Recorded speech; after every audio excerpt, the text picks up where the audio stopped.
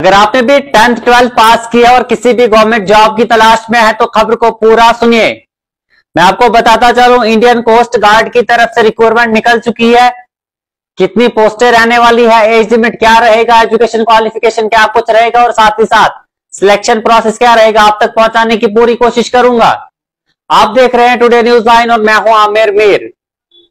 सबसे पहले अगर मैं इंपॉर्टेंट डेट्स की बात करूं, यानी कब से जो है वो फॉर्म लगने शुरू होंगे, तो मैं आपको बताता चलूं 11/2/2025 से जो है वो फॉर्म लगने शुरू हो गए हैं। आप जल्द से जल्द जो है अपना फॉर्म लगवा दीजिए।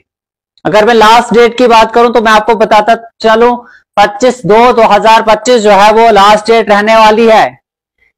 इसी के साथ साथ में अगर एप्लीकेशन फीस की बात करूं तो मैं आपको बताता चलूं, अगर आप अनरिजर्व्ड, ओबीसी या ईडब्ल्यूएस, अगर आप इन 3 कैटेगरी से बिलोंग करते हैं तो आपको जो है वो 300 रुपीज जो है वो फीस पे करनी पड़ेगी। और ये ऑनलाइन फीस है। अगर आप किसी भी कंप्यूटर शॉप से जो है वो अप्लाई करते हो आपको एक्स्ट्रा चार्जेस जो है वो लिए जाएंगे। इसी के साथ साथ अगर आप एससी या एसटी कैंडिडेट है आपको कोई भी फीस चार्ज जो है वो नहीं लिए जाएंगे। ऑनलाइन फीस की मैं बात कर रहा हूं, ऑनलाइन फीस आपने कोई भी जो है वो नहीं देनी है। अगर आप कंप्यूटर शॉप से जो है वो अप्लाई करवाते हो आपको जो है एक्स्ट्रा चार्जेस देने पड़ेंगे।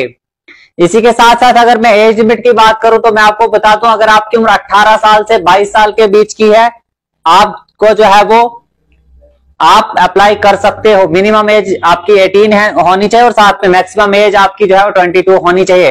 एज रिलैक्सेशन इसमें बिल्कुल भी नहीं है, किसी भी कैटेगरी के लिए कोई भी एज रिलैक्सेशन जो है वो नहीं दी गई है।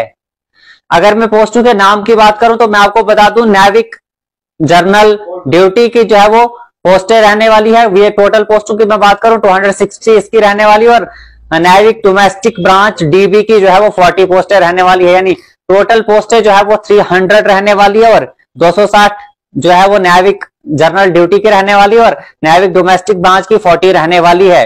अब मैं अगर एजुकेशन क्वालिफिकेशन की बात करूं तो मैं आपको बता दूं, अगर आपने 12th पास किया आप नेविक जर्नल ड्यूटी के लिए जो है वो अप्लाई कर सकते हो।